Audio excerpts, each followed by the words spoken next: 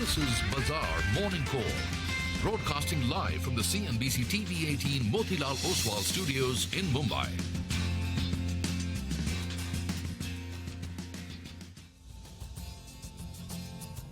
Hello and welcome to Bazaar Morning Call. We are coming to you live from the CNBC TV 18 Motilal Oswal studio. I'm Narshil D'Souza and joining me, Rima Tendulkar and Surbi Upadhyay. Well, morning, ladies. Good morning. Bit of a muddled looking screen this morning. Good Wednesday, halfway through the week. Let's see how this goes.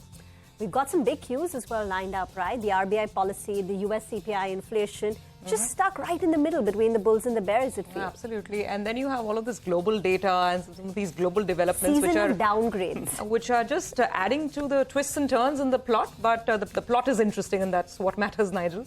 Well, indeed. But, the global cues are a little bit muddled, which, could affect and could weigh on sentiment as well in today's trading session is what I think. But I think let's take stock first up. Yeah. Okay. Well, so the headline that we're all really referring to is basically this, that banking fears have returned to Wall Street. What we had yesterday was a series of downgrades coming in from Moody's. And now, these are obviously not the big U.S. banks. These are mid-sized U.S. banks. And after the whole SVB fiasco and Signature Bank, this is the next time we're hearing it. So there was a roller coaster ride on Wall Street. Indices were down. The Dow was down, for instance, almost 450 points at one point in time. Then it recovered. The names of the lenders are on your screens, and these are the ones that have been downgraded. I just want to, and then there is a potential downgrade. I mean, some have been placed for a potential downgrade in the future, and those names are even more interesting, which includes one of the bigger ones, Bank of New York Mellon, State Street. So these are some of the ones where the downgrade hasn't happened now, but they have been placed on watch. Anyway, what is Moody saying? That's more important. I thought I'll just put that out as well. U.S. banks continue to contend with interest rate and asset liability management risks with implications for liquidity and capital. Many banks in the second quarter have shown growing profitability pressures that could reduce their ability to generate internal capital. This comes as a mild U.S. recession is on the horizon, and there are asset quality risks, particularly in the commercial real estate portfolio. Just thought of putting this out there. I mean, what's the thought process and the rationale? Basically, Moody's feels that there could be asset quality risks down the line as this mild U.S. recession comes upon us. Now, the market digested it really well. The headline seemed very, very negative. But as I said, on the equity side, we had a bit of a recovery on the indices, though, of course, the closing was still negative. Not much of a reaction in the money markets. US 10-year is still hovering around the 4% handle. And the dollar, again, no huge sort of reactions, outsized reactions. The DXY is still around 102.5. And it's anyway been strengthening over the last couple of weeks. That story is intact. So nothing very different to report over there. There's more news from China, and Rima will get to that in just a bit. But for us here in India, like Rima, as you said, I think it is going to be all about what the Reserve Bank of India has to say. We have seen those inflationary pressure in our food prices. I think the consensus on the street still is that we'll get a status quo policy. But we really have to wait and watch. I mean, the commentary, given the global developments and our local issues with food inflation, the commentary gets really important. And for the indices, I think some of the levels become really important. For the Nifty, the 20 DMA, and the low, the recent low in the current sort of setup, which is closer to 19,300. That's what we watch. The 20 DMA comes in, much ahead, 19,644. Bank Nifty is already below the 20 DMA. So the 50 DMA is more important for the Bank Nifty. But I think if we can hold the range, the bulls will be probably happy with that today. Let me just pick on the point about China, right? Because as US, India grapples with higher inflation, China is grappling with disinflation. So the July CPI print has come in less than what the street was anticipating, but it's a contraction, minus 0.3. Again, this is slightly better than what the economists had polled, but this is the first time in 28 months that China's CPI inflation print is a negative. So the street is worried that this faltering economic recovery in China is leading to disinflation. Asia is broadly on the back foot. Again, the cuts are not deep, but you are seeing red on the screen when it comes to Hang Seng. That's down 0.4%. Nikkei is down close to about 0.5%. And the Chinese markets too. That's the Shanghai index is currently also lower in trade. Let's pull up the GIFT Nifty before we proceed and talk about the Indian market. The GIFT Nifty, I think, is suggesting an absolutely flat start. It looks like a tussle between the bears and the bulls, but we've been trading in a very narrow range. And I guess the market just want that RBI policy to be out of the way before getting some more direction in. And plus tomorrow, Post-market hours, you've got the US CPI inflation print. The level we've been talking about is the 20-day moving average. For the last 2 consecutive sessions, that's on Monday and on Tuesday, the Nifty faced resistance at that level. Currently, the 20-day moving average stands at 19,644. So we're still some distance away from that level, close to about 70, 80 points currently. But watch out for the 20-day moving average on the Nifty. A quick word on the flows. Yesterday, the DIIs bought 537 crore. The FIs sold about 700 crore in the cash market. Remember, the flows picture has been skewed by a lot of block deals which have been taking place. But just to put on the board, the FIs have been selling every single day in the month of August, and now their net August outflow stands at nearly 5,500 crore. Today is also a results-heavy day for our markets. No Nifty company reports numbers, but you've got 11 F&O companies and some of, widely tracked ones with high interest like Bata, Berger Paints, PI, Granules, IRCTC, Z Entertainment. These are the numbers which will be reporting numbers. These are the companies which will be reporting numbers. Well, that's right. Today is that kind of day, I think, the bulls will want to defend the lower levels and get into the big events and say, okay, we live to fight another day. Because you have crude oil prices very uncomfortable. Just a month or so ago, it was in the mid-70s. Now we're talking about it being in the mid-80s. The dollar index as well is stronger, and that 20 DMA remains elusive both on the Nifty and the Nifty Bank. Now, institutional flows, well, they have been sellers for close to around 9 sessions. That's the FIs. And we haven't seen this sort of selling all the way since March 2023. In all, they've sold close to under $1.5 billion odd. So 9 sessions on the trot. We haven't seen this in many, many months. But I think what's more important now is to start looking at the net institution number.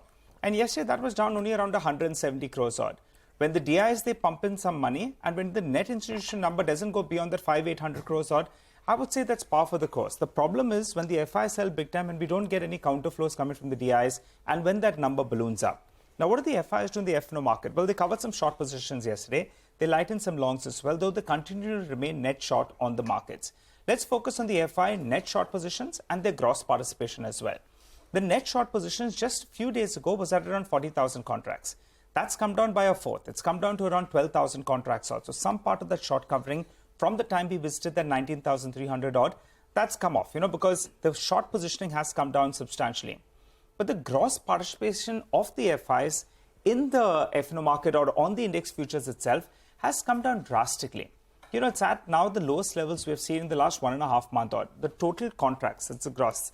The long as well as the short positions, you add both of them, it's at around 1.8 lakh contracts. That's much lower than what we saw, say, just 5 sessions ago when it was around 2.1 lakh contracts. Now, moving to the options data, 19,600, 19,650 call. Both of them, between them, they added close to around 90 lakh shares odd, which brings us to the levels. Now, on the upside, 19,650, that's the near-term resistance level. While on the downside, since you have the highest open interest on the put side at 19,500, 90,460, that becomes a crucial support zone. The Nifty Bank, well, yesterday it showed signs that it wants to move higher, but it faced some resistance at around 45,100 odd. So the 50 DMA becomes important, and keep in mind, yesterday the 45,000 put as well, we did see a fair bit of open interest. For the next 24 hours or so, I think the bulls will want to wait by. We could be in this consolidation phase, and then we'll break out of that 19,300 to around 19,650 odd level. For starters, well, it'll be more or less flattish, but 2 big triggers. Tomorrow, the RBI commentary, and later in the evening, we'll have the US CPI print. Then maybe we get more direction. Either we break that 19,650 on the upside or revisit the 19,300 on the downside. There's also some mid-cap select expiry, yeah, right? That's right. That really... No, but that's, that's been happening for the last... Now you have expiry every day, Rima. Every day, no? Yeah. There's something to play every day. But I completely concur with Nigel. I think for today, if we can just hold the lows of this range, I think the bulls will take that with both hands, perhaps. Yesterday's trading range was just 100 points in the Nifty, one of the lowest that we've seen, just about 0.5%. But let's kickstart the show and tell you what we've lined up for you in the next 30 minutes. So we'll get you updates from the markets across the globe. Arvind Sanger of Geosphere Capital Management will join in to discuss the global trade setup. Later on, our research team will join in for the CNBC TV 18 list of top 10 stocks for the day. And at around 8:30 a.m., we will do a fundamental stock analysis with Deven Choksi of drchoksi.com.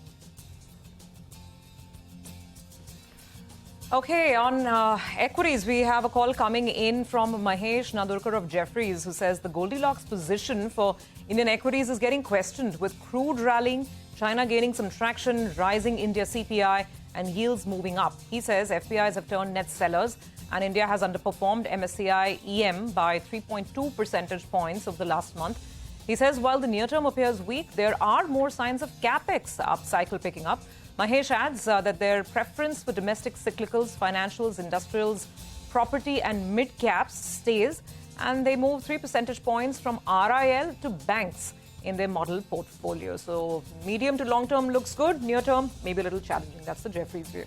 Interesting, right? We just had Morgan Stanley upgrading or making India the top spot in the emerging market basket. And then you had BofA yesterday, which raised the Nifty target to 20,500 by December end. But you've got Jefferies today, which is throwing in a bit of caution. Let's get you the money market views then. Kunal Sudhani of Shinhan Bank says the US dollar regained its status after Chinese import numbers plunged even worse than during the pandemic. He says this triggers some risk aversion flows with the US dollar as a safe haven and US bonds being bid. He says mixed comments from Federal Reserve officials maintain financial markets in a cautious mode. For the USD INR pair, 82.65 against the dollar acts as a support, while 83 acts as a resistance. On bonds, Neeraj Gambhir of Axis Bank says the 10-year benchmark bond traded in a range of 7.15 to 7.22% last week. He says the rise in U.S. Treasury yields and crude oil led to a surge in domestic bond yields. During the week, he adds U.S. Treasury yields rose on the back of higher than expected private payroll data and increased bond supply. However, he says last Friday, lower than expected non-farm payrolls data led to a sharp fall in U.S. Treasury yields. He's expecting the 10-year benchmark here in India to trade in pretty much the same range, 7.12 to 7.22% ahead of the MPC meeting this week. Well, we've a lot of stock-specific action to track for you. Get to that in just a bit. From now, for the time being, let's run you through our top 10 list. We're looking at Coal India, Siemens, Birla Corp, Oil India, Phoenix Mills, data patterns, and multiple blocks that happened yesterday. So all of them will be on our radar. We also have some other stocks, Happiest Minds, Idea Forge Technology, and Aarti Industries. They are stocks that could be reacting to negative news flow.